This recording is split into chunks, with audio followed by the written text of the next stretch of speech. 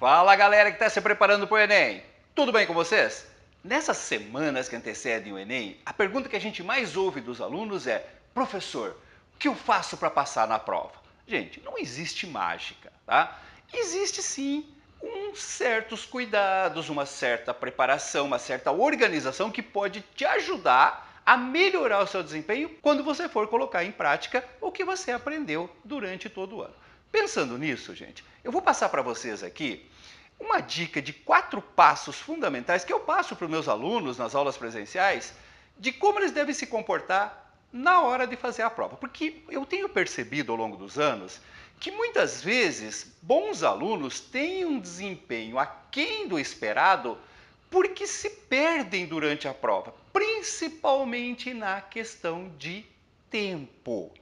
E tempo, gente, é uma questão de organização, de praticidade. Você sabe que quando você faz alguma coisa de maneira organizada, pensada, metódica, você tem mais segurança, você tem mais confiança e o resultado é melhor. Então vamos lá.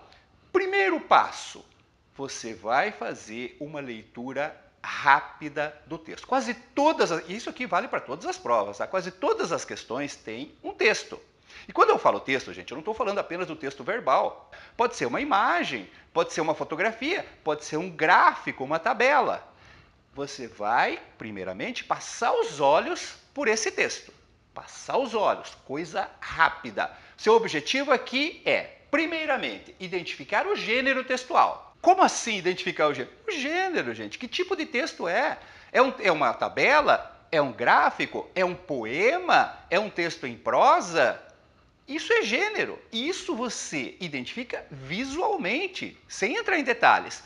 E, segundo, identificar o assunto. Ah, mas para o assunto eu tenho que ler o texto. Não, pelo título, pelo autor, pela obra, você já tem uma noção. Por exemplo, você tem um poema lá cujo título é Anoitecer, do Carlos Drummond de Andrade. Então você fala, olha, o assunto provavelmente é a noite, né? O entardecer, o anoitecer. Pronto, você identificou o assunto, não é para entrar em detalhes ainda.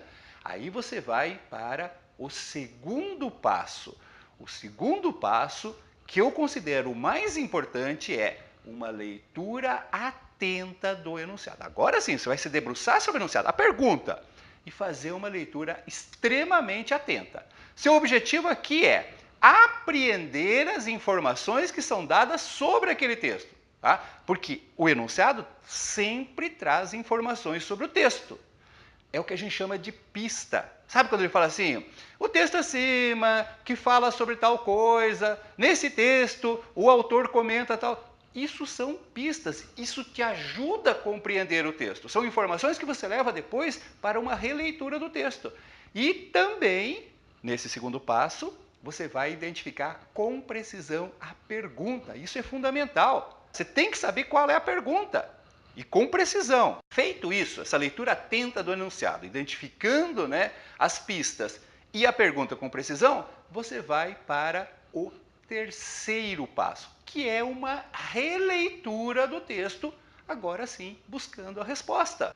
Ah, professor, mas tem que ler 2 vezes. Não, você não fez uma primeira leitura. Como eu falei, a primeira leitura foi uma passada de olho. Agora você vai fazer a leitura mais atenta, buscando a resposta e utilizando aquelas pistas que foram dadas. Observe que agora você já tem informações sobre o texto que te ajudarão a entender melhor esse texto. Você já sabe qual vai ser a pergunta. Então, quando você passa os olhos, você tem condições de identificar, é nessa parte do texto que está falando aquele assunto da pergunta. Você grifa, marca. Então, aqui a ideia é exatamente essa. Primeiro, localizar o assunto da pergunta no texto. Às vezes o próprio enunciado da questão fala, olha, lendo com atenção o último parágrafo do texto, ou relendo a primeira estrofe do poema. Então você já sabe que a pergunta está relacionada a esse trecho. Você circula e aí você faz uma leitura mais atenta desse trecho, fazendo aquele processo que você sabe, né? Grifando as palavras mais importantes, né? Aquelas que têm mais significado para você ali, tá? Aí, depois disso, é que você vai para o quarto e último passo, que é exatamente a leitura atenta das opções em busca da correta. Ah, professor, mas eu gosto de começar pelas opções. Tem problema? Tem. A meu ver, tem. Claro que você é livre para, se você se sente melhor, tudo bem, mas pensa um pouquinho, é perigoso. De repente você começa pelas... Não, eu começo pelas opções porque às vezes eu mato a questão fácil e tal, né? E eu ganho tempo. Tá. Mas vamos supor que você pega uma daquelas questões cabeludas, como tem geralmente na prova de português, em que você olha para as opções e não vê diferença entre elas. Meu Deus, parece que está tudo certo, né? Não vi nada de diferente entre elas. E aí você tem que voltar para o texto, só que você volta já contaminado por aquelas informações das opções. Você não vai fazer uma leitura precisa nem do texto nem do enunciado. Então, esse processo invertido de começar pelas opções é extremamente perigoso. Eu acho que não vale a pena. Tá? E nas opções, 2 conselhos. Primeiro, leia todas as opções. Sabe aquela coisa, você bate o olho, opa, é a letra A, não vou nem perder tempo com isso, eu vou marcar A. Nunca aconteceu de você marcar uma opção, ter quase certeza que tinha acertado, depois perceber que ela estava errada? E aí quando você vai ver a opção certa, você marcou a A, é a letra D. Você fala, nossa, se eu tivesse lido a D, eu não teria errado.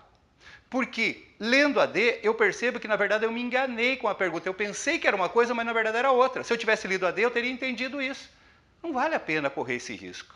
Leia todas as opções. Eu acho que é a A, tudo bem, mas eu vou dar uma olhada nas outras. E, outro conselho, use o método de eliminação, que nós temos falado o ano todo. Questões de múltipla escolha, você tem que usar esse método de eliminação. Eu já falei para vocês. Uma prova de múltipla escolha bem feita, ela tem opções com níveis diferentes. Algumas são muito fáceis de eliminar. É aquilo que a gente marca de verde, né, nos nossos desafios lá. Outras têm um pouco de dificuldade, amarela, e tem aquelas que são mais difíceis, que complicam, vermelha. Então você vai por esse método de eliminação. Se você não conseguir chegar na resposta precisa pelo método de eliminação, pelo menos você chega numa situação de ficar em dúvida apenas entre 2 ou no máximo 3 opções. Vejam, eu não estou aqui oferecendo para você nenhuma fórmula mágica para passar no Enem. Eu só estou oferecendo aqui uma sequência para fazer a prova, para fazer as questões, que irão facilitar o seu serviço, vão permitir que você faça uma prova mais organizada e, consequentemente, com mais segurança, evitando, por exemplo, se perder na questão do tempo, que é um problema muito sério para quem tem que fazer uma prova longa como é a prova do Enem, num tempo tão curto aí. De resto, é com vocês. Entendam, vocês estão preparados. O que vai ser cobrado lá é o que você estudou. Você está preparado. Nós acreditamos em você. Só falta você mesmo acreditar. Então, vai lá e arrasa nessa prova. Um abraço!